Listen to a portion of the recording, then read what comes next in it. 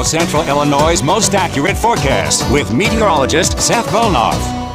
Well, it feels like for the better part of the last week or so, we've been worried about either severe storms or lots of rain, or at the very least some cloudy skies. But now we're finally breaking through out there to the west. A place like Springfield has plenty of sunshine, but I'd say about 75 to 80% of us are still stuck under all the cloud cover as we look at our satellite and radar picture. That dividing line kind of just right there around the I-55 region, so maybe a Lincoln seeing some sunshine, the western half of McLean County perhaps, but us here in Champaign, you saw earlier, we had the cloudy skies around. There's been plenty of rain over the last few days. In fact, just since Wednesday, here are just a few of your select rainfall reports that we had from Wednesday all the way through the end of the day yesterday. These are some pretty crazy numbers, and we got a complete report there on our website, WCIA.com, for you to check out because some of those numbers really jump off the page. We had a few that were at or above 10 inches of rain, so definitely could use some dry time, which is what we're seeing right now. And we see those chilly temperatures too, readings into the upper 40s to low 50s. Tonight, we're actually dropping down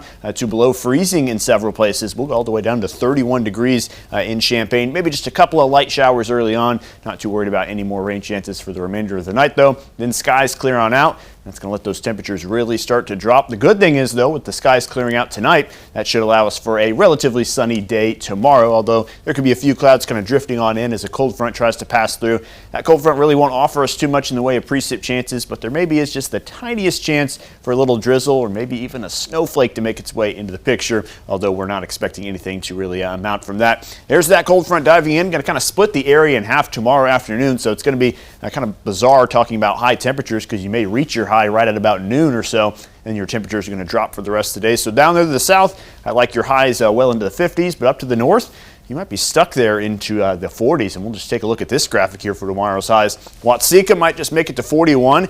Effingham 55 degrees, so not very often do we have a 14-degree spread on our high temperatures, but that will be the case as that front moves through tomorrow. And after it does that, skies are still going to be clear tomorrow night, so when that front pushes through, brings in some of that colder air, it's game on for well below freezing temperatures tomorrow night into Tuesday morning.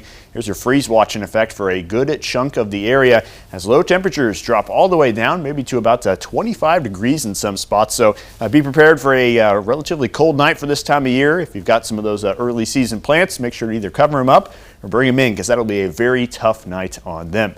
Looking ahead, rain chances don't appear to be abundant here over the next 7 days. You have another chance, though, Wednesday into Thursday this coming week as the next system is set to drop on in. Not seeing a whole lot of organization with this one, just a few kind of scattered showers into the day Wednesday and some precip on the backside as that system exits on Thursday. So not too much happening here over the next 7 days, but we will start to see some warmer temperatures closer to next weekend as those 60s and maybe even 70s join us again here in central Illinois. So going to be a cooler and perhaps colder go of things here over the next few days and nights, especially tomorrow night when we drop all the way down to 25 degrees, but later on in the week we see those upper 50s and 60s return back to the picture. So feels like we're done with winter, but again, with the chance of seeing a snowflake and it being 25 tomorrow night, just a couple more nights. You can count the number of nights on your hands that it's going to be that cold. So we're looking good down the long run. Light at the end of the tunnel. That's right. Seth, thank you. There's a new pollinator patch